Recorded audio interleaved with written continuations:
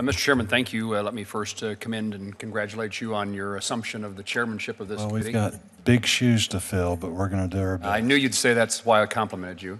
And let me also thank the staff. Patrick and his crew have been great to work with, and I'm very appreciative of their help. And I look forward to being a valuable and active member of this subcommittee. And I appreciate Mr. Schatz, Senator Schatz's comments. And I was trying to think if you're my favorite ranking member, but then I have two others that I would offend. None of them, don't point at Tester, none of them are Tester. Let me start with Fort Leavenworth, the 35th ID Readiness Center. Secretary Niemeyer, I appreciate the chance I've had to work with you and the services that you attempt to work with and coordinate, and I thank you for that relationship. Let me ask you and General Bingham, our committee provided in FY 2017 $31.9 million for a new readiness center at Fort Leavenworth. Only this last February has the National Guard Bureau released a request for proposal to award a contract for construction. I'm not here to analyze why that's the case. I just would like to know if you and General Bingham would commit to me to doing everything you can to see that this we make up for the lost time and that this project proceeds to its rapid completion. Yes, sir, I will. Thank you. General? Thank you. We appreciate the opportunity through our Army National Guard Master Transformation Plan for Readiness Centers. We are definitely very much wanting to improve the readiness of all of those facilities. And currently, we are using sustainment dollars as well as R&M dollars and MilCon dollars to do that. Thank you, ma'am. Let me now talk about Sunflower Army Ammunition Plant. Not a conversation that we've not had previously.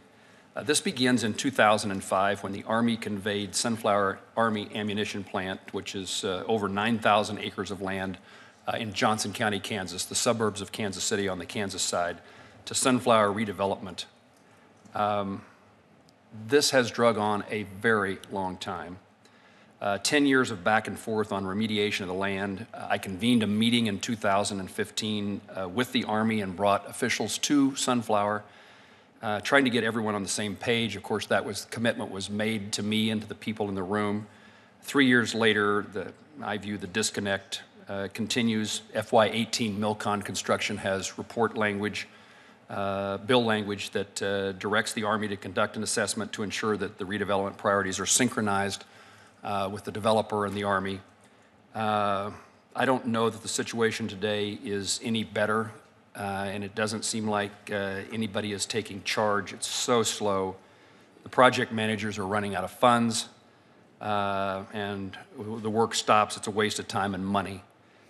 The Army apparently will be at Sunflower for another decade, cleaning up the site.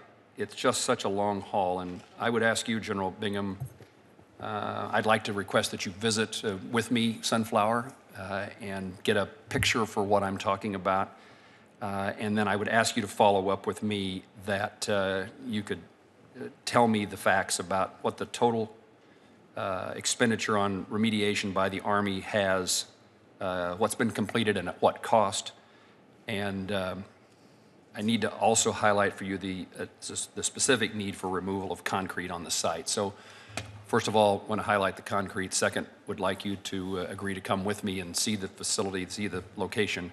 And thirdly, if you could tell me at some point in the near future the amount of money spent on remediation, where we are in the process, and how you see it being brought to a conclusion. Thank you, Senator Moran. I appreciate that question. I just do want to assure you, though, that the Army is committed to fulfilling our obligation to clean up Sunflower. In point of fact, we are in a three-phased operation. As you mentioned, it has taken a long time. We're currently in phase one that began in earnest about 4 years ago, which is deals with our planning and documentation.